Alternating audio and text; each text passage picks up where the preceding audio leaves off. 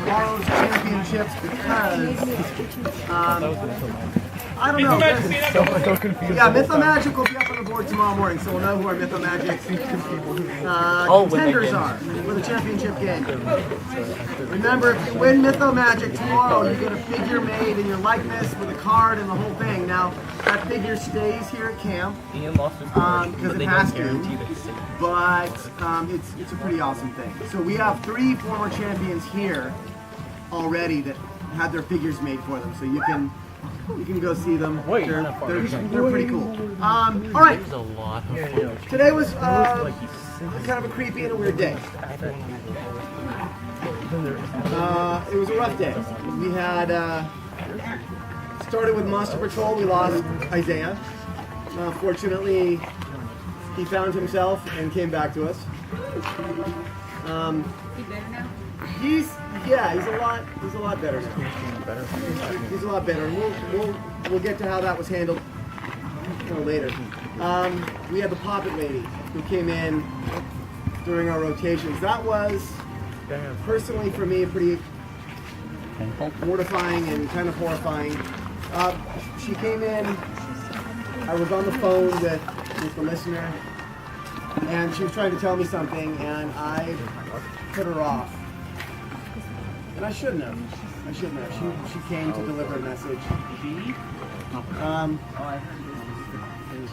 So she got upset and did, I think, what she felt she should. She pulled the pocket of me off of her bandolier, and it was painful. And she forced me to walk around and straighten up, and then she punched me in the head. Well, she punched the Poppet in the head, but she hit me, and it hurt, and there was blood, a fair amount, but I got better, and then she whispered something in my ear, and I asked her if I could tell you what it was, and it was an absolutely not kind of a moment. Sorry. An absolutely not kind of a moment. But I will tell you, they were commands. They were not requests. They were assurances that if I did everything that she requested, that things would be okay. We have yet to see if that works out. Then we had the clique showing up everywhere. Down at the CTF pitch, up here, we found them. We found them back by the nursery. Yeah, dining hall. It was a pretty active day. The foundation did a lot of drive-bys. They stole my car, and they put one of my campers in it and took her away from here.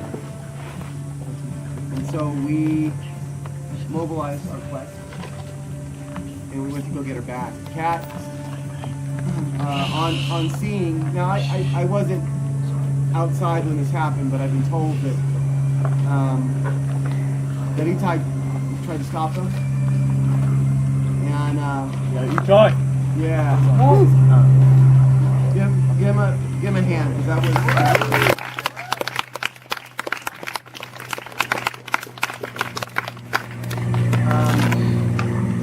Put him down, brought her in my car and drove her to the BC, the Smith Center. So we mobilized half of the camp, I think, at that point, or almost half of the camp, it felt like, and went to go get her back. Kat called me and said that she's definitely at the visitor center. I called the listener and I said, if there's anything you could do to cut off their lines of communication, do it. He's like, man, passwords. Gave him the password. Hey, what's up, man? Shut up. Can you cut off their lines of communication? He's like, man, they're a closed system. I said, they're communicating out with the outside world somehow. If they can communicate, they can get word out, you should be able to cut them off somehow. So he tried doing that. We tried shutting off cameras. We tried knocking out their surveillance. But we made it into the building. We could hear Rihanna in there. Was in some distress. And went in, and Ari got into a knockdown, drag-out fight with Agent Taylor, which is pretty cool. We got Rihanna and bolted for the doors on the other side of the Smith Center. Unfortunately,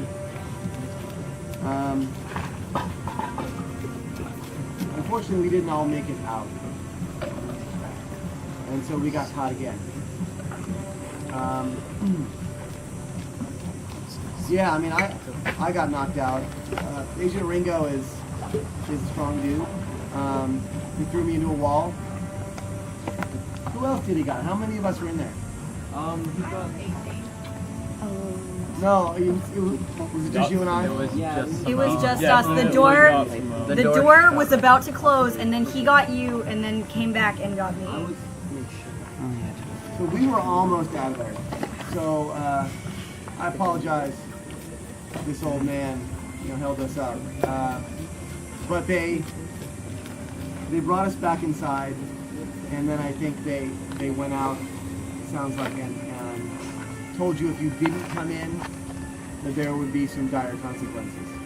So all of you came back inside, and they sat us down and they began to interrogate us. He was asking us for the Egyptian scrolls. He said his boss had tasked him with getting them. And I said, we don't have them. Last I heard, Agent Gates broke into the facility and took them. Is that not the case? And he's like, I hadn't heard that. Rocco, watch out. So, wind spirit. All right, so Ringo kept asking if we had the scrolls. We kept saying no. We wouldn't take no for an answer. They told us we had 10 minutes, and he kept picking on Tristan because Tristan likes Chris, I think. And he's got a handsome golf club. And so, yeah, when we were sort of ridiculing them, I would kind of answer, when I thought it was pertinent, but he just kept asking us the same questions, and so I was just like, well, if you're not going to listen to me, you're kind of an idiot. But he took Tristan to the toilet, and I imagine gave him what amounted to a 2-minute swirly. I told Agent Taylor that Tristan can hold his breath in the toilet for 5 minutes, and that's true fact. So we brought him back, and we sort of ridiculed him a little bit. I don't even remember what we said, but then it was my turn. And it was not fun. I came back and I asked Agent Taylor if he'd used the toilet, because if he had, he should go see a doctor. And he didn't find that funny, and I got hit in the chest with that little whiz-banger thing that he has. And then eventually, we got word out to Crone. That was and I was texting like a crazy fiend too. So we got word out to Crone, and you all, the other half, showed up, and great distraction crew. I mean, phenomenal. And then all I saw was like General Crone horizontal in the air. And then there was a big meaty slap as bodies hit the ground. And it was a fight, and that was our chance to get out. At one point, Agent Ringo gets up and he pulls out that grenade that he was threatening all of us with. And that was when it was really time to move. Like, we had to get out of there quickly. And we did. Crone remained inside, kind of locked in combat with Ringo. I went back in, and that's when I saw Yeah, Ringo was in pain holding that grenade because General Crone was holding something else. And yeah, and there was a rough look on that man's face. And I found my keys, which is good. And then we booked it out of there, which is even better. Now when we got back, and I'm probably missing out on a whole bunch of stuff, and feel free to raise your hand and add after I'm done here. But when we got back, it was time for it was time for snack. Isaiah had shown up, I think, sometime while we were gone. He showed up down the couch like that. We were just hanging out waiting for you guys to get back. Yeah. And I was standing over by the middle table where the Bible was there, and all I hear is Isaiah. And he was lying face down like he's been knocked out of the throne or something. He stumbled down that path without his Yeah. and then he sort of flashed. And he was setting it up like he was panting, barely breathing, and it was not good. And so we basically was, and finally there's like clear the tables off, grabbed the umbrella, I grabbed the umbrella and put it on there. We got the hose and we sprayed him with a little bit of spray the table, tried to clean off as much as we could.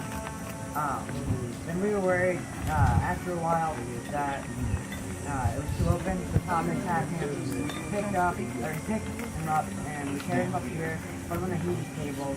And then he started spazzing a little bit, like shaking, and Mo said he started getting cold. And then you guys showed up, and you guys know what happened to that. So Yeah, he kept having like seizures or something, Yeah, like just freaking out and making clicking noises. And he kept saying click, click, click, click. Like under his breath and biting, like, he kept saying click. So, as it turns out, we think he came into contact with the clip. And they have the delightful and very charming ability to tear or rip your enemy, your spirit. And so Isaiah, not all of them were there. And we did our best to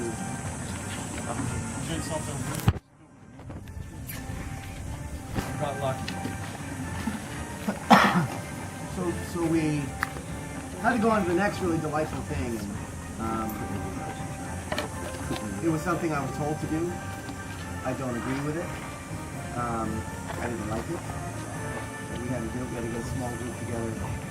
When Agent Cates came into the camp at lunch and told us that he was tracking 13, the creature that he created, and that he had managed to wound it, my brain did like somersaults because there's no way to wound that creature. Well, that we know, but we had a goddess tell us there's no way to wound the creature. The keeper of secrets. Keeper, I know, but Still voodoo. still. Since October, we've had our butts handed to us every time we encounter this country. We hit it with literally everything, except maybe like an aircraft carrier. I think that's so uncomfortable. So, it just seems immune to everything. And I still can't tell you what she told me to do, but I can tell you what we did. We got a small group together. She told me the shedding of ferromagnetic material. That got me to thinking we can track it with magnets, with powerful magnets. And so I gathered up some magnets and took the group out and looked for signs of Stygian iron. And we found them pretty quickly. I knew where to start looking because of the reasons that I can't say, and we tracked it. It took a little while, but it's not far from here. There are a series of oak trees, 3 of them. And in that area, there is a small pit, and in that pit, there were skulls. and Egyptian wands shoved right through the temple and pinned into the earth. Set back a little ways, you could see signs of a battle. There were more skulls, more Egyptian wands that were sort of driven through the skulls like nails, as if they were set there to keep whatever belonged to those skulls from getting back up and coming after them. There was an Egyptian falcata on the other side of the skull, wedged into the ground.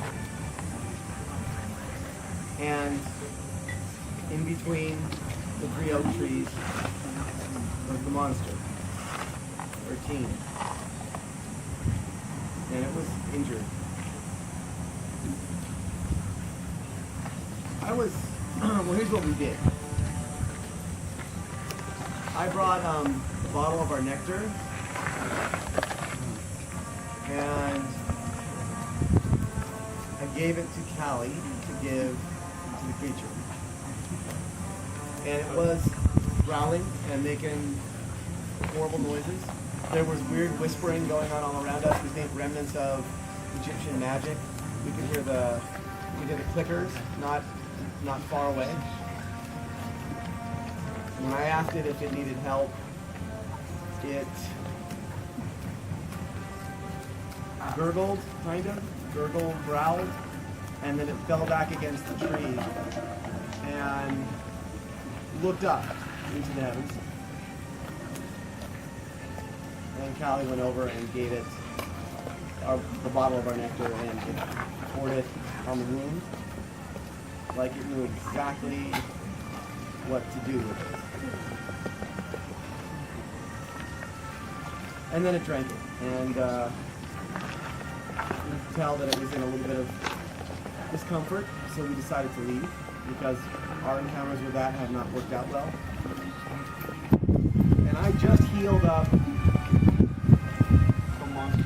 the monster that's been ravaging my staff for the better part half a year now, because I didn't have a choice. But what I did do is I had the listener radio tag it with some stuff that he had created. And so now the creature has consumed something that I hope will allow us to track it and get it as far away from us as we possibly can. It didn't attack us or even come after us, but it did not look friendly. And I would have not, probably on a really good day, chosen to offer assistance to that thing, and it's hurt us at every turn. So we did that, and we came back, and then I had to help Isaiah. Now, Mr. D and I last night talked about the gems, and he explained to me how that Greek magic in those gems works. It's not as clean or as precise as Egyptian magic, but the crazy gem. You gotta have something in there to be crazy. It doesn't work on nothing. I hope, and it was nothing more than a gut feeling from Dad, but also some assurances from the Prophet lady that things would work out. That if I put that gem in his hand, it would have to invite the animus back in to make him crazy. I didn't know if it was going to work. I hoped and I felt that it was the right thing to do. Luckily, it was. And Mr. D is not wrong when he says I got lucky. But, son of Apollo, if that counts for anything, I hope. Anyways, I don't always view the world around us the way Mr. D does, or the way some of you do, or the council do. But sometimes, every once in a while, I get it right. and that's a good and glorious thing. Sometimes I don't. A lot of the times I don't get it right. But fortunately this time I did. So we have Isaiah back. At the end of that story, and I'm glad you're back. Why didn't you drive it? Yeah, I do. What's up? Like, it invited the enemy back. He didn't have it in his hand long enough. So, oh yeah, Mr. D told me which of the gems like do what. So we do know. I'm sorry. Long story short, we know which ones of the gems do what thing. Yeah, We Mr. should throw the D's kill one at Kate's. Mr. D's really good at that. Yeah, we'll see. We'll see. One of the monsters. Oh, wait, thing. I want to get rid of the click tomorrow.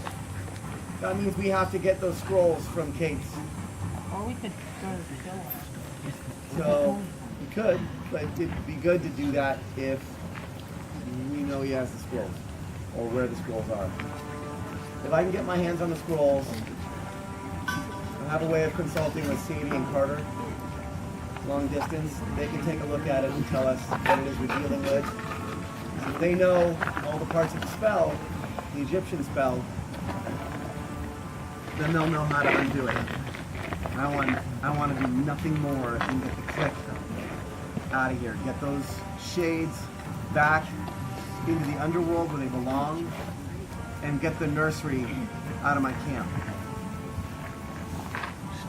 And if Agent Ringo accidentally gets punched in the head, by accident completely, like he just ran into Master Thomas's fist by accident at 40 miles an hour after being thrown by Agent Crone, or Agent Crone, General Crone, I would be okay with that.